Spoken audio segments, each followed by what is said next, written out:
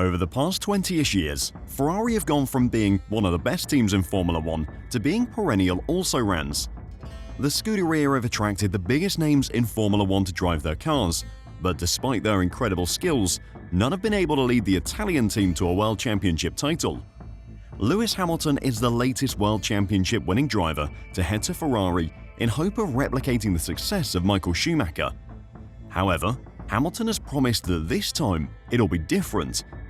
He's put himself ahead of Alonso and Vettel and plans to do things differently. Today, I'll check out why Hamilton thinks he can do better than Alonso and Vettel, how he's going to bring victory to the Scudderia in 2026, and what to expect in Belgium this weekend. So, don't go anywhere. 2026 will be the 19th season since Ferrari last won a World Drivers' Championship. In 2007, Kimi Raikkonen came from behind to win a World Championship by 1 point over the McLaren drivers of Fernando Alonso and Lewis Hamilton. He was helped by the huge internal battle between Alonso and Hamilton, which ripped McLaren apart, as well as that mistake by Hamilton at the penultimate race of the season, which saw him beached in the gravel at the pit entry at the Chinese Grand Prix. It was an exhilarating season, and Raikkonen made the most of his luck to take the title. Before him, there was Schumacher, who had Jean Todt assemble a completely new team with a Ferrari badge to then dominate the sport for 5 years. Before him, though, you have to go back to 1979 and Jody Scheckter to find another world champion. The point is that despite the podium that Ferrari get placed upon as a Goliath of Formula One, they don't have the success to match their standing, at least not in their recent history. It is something that Hamilton will have been more than aware of when he made his move there. After all, it was him in a Mercedes that denied them any chance of a championship title for so many years. Now at Ferrari, though, he wants to change the narrative. Ferrari are like an old warhorse that just wants to go to pasture, but Hamilton is trying to revitalize them into a stallion capable of matching their reputation. He knows that there is a lot of work to do to make that happen, though. Sheer enthusiasm and aura won't be enough. Hamilton has produced extensive documents for Ferrari on how he believes they should improve their car and the wider team. The 7-time world champion said he's taken the initiative because he doesn't want to risk failing to win a title of the team, as several of his predecessors did. "I see a huge amount of potential within this team," said Hamilton ahead of the Belgian Grand Prix. The passion. Nothing comes close to that. But it's a huge organization, and there are a lot of moving parts, and not all of them are firing on all cylinders that they need to be. That's ultimately why the team has not had the success that I think it deserves. So I feel it's my job to challenge absolutely every area, to challenge everybody in the team, particularly the guys that are at the top who are making the decisions. If you look at the team over the last 20 years, they've had amazing drivers. Kimi, Fernando, Sebastian, all world champions. However, they didn't win a world championship at Ferrari, and for me, I refuse for that to be the case with me. Hamilton may have erased his debut season from his memory and forgotten that Kimi won a championship in 07, but his point does stand. Since that glorious Raikkonen win, Ferrari have only gone 4 seasons without a world championship winning driver behind the wheel, and that was during the recent Sainz and Leclerc era. If you ever wanted proof that victory isn't 100% in the hands of the driver, then Ferrari is the irrefutable evidence. Hamilton apparently began compiling reports after joining them from Mercedes at the beginning of this year. "I'm going the extra mile," he said. "I've been very fortunate to have had experiences in 2 other great teams. While things are different because there's a different culture and everything, I think if you take the same path all the time, you get the same results. So I'm just challenging certain things."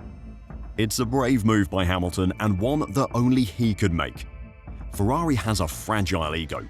With their unmatched history of motorsport success, they are a Goliath of the European racing scene, and those that run the organization like to think they know best.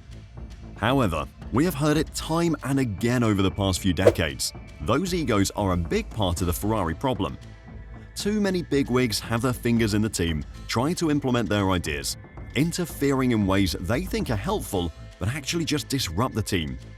For Hamilton to go in, take a look around and start writing mid-season report cards for departments is bound to upset some people, but as a 7-time world champion and the sport's most successful ever driver, he can get away with it. Charles or Carlos would probably have been told to sit down in the corner and shut up, but Hamilton has the reputation necessary to pull it off.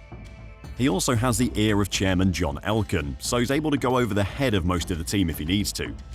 He's met with Elkann as well as Chief Executive Officer Benedetto Vigna and Team Principal Frédéric Vasseur since the British Grand Prix to go over both his issues with this year's car and thoughts about future development. There have been great responses, he added. There are lots of improvements that need to be made, but they are very responsive and I'm trying to create allies within the organisation. I'm here to win. It's crunch time for me, and I truly believe in the potential of this team. I believe they can win multiple championships moving forward. That's my sole goal. Ferrari needs taking by the scruff of the neck. They need someone to come in and rattle some cages, upset the status quo, and shock them into action. Perhaps the Hamilton Manifesto is the thing that finally does it. If Ferrari listens and make changes now, then it could have an impact on next season. There is just about still time. But will they listen? Will they make the changes necessary to erase almost 2 decades of inadequacy? Before I carry on, if you're enjoying the video and want to catch more news and analysis from the current F1 season, then make sure to press the like button and subscribe to F1 Reverse. Thanks a lot. What Ferrari needs right now is something positive. They need to show the world and Hamilton that they can improve their car, that they can challenge the top teams, and that they are still a force to be reckoned with. Ferrari will introduce a suspension upgrade this weekend, which it hopes will cure some of the problems it has encountered during its winless campaign to date. It is an upgrade that has been a long time coming for the team. We'll get to test the suspension tomorrow, and I'm sure there's going to be learnings from it, said Hamilton at Thursday's media day. We'll figure out how to fine-tune it and to try and extract performance from it. On the simulator, there's no difference, but I'm sure across different circuits perhaps there'll be benefits. Hamilton admitted he was relieved to see the team bringing some performance upgrades to their car, as he feels others have made faster progress. For me, the positive thing is arriving at the filming day, where you see that new bits are coming. You see that we're getting development, he said. Because in general, we had an upgraded floor in Bahrain. Then it was quite some time before we got another upgrade. I think it was Austria. So pace-wise, it wasn't necessarily to what I would have thought we would have.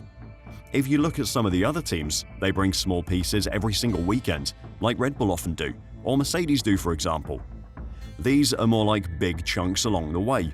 So I was just really happy to see that there clearly is a big push back at the factory.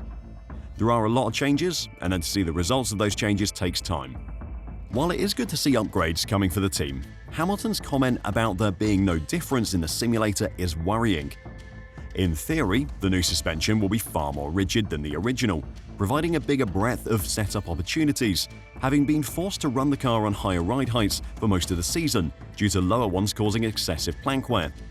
Leclerc's comments about the new suspension were equally coy. It's obviously a pre-discussed media strategy for the drivers, but the question has to be asked why. Is it because Ferrari don't want to give too much away? Are they actually worried the new suspension isn't going to have any impact? And if so, will that make Hamilton worried for what's to come next season? Let me know what you think in the comments down below, and until next time, drive safe and bye for now.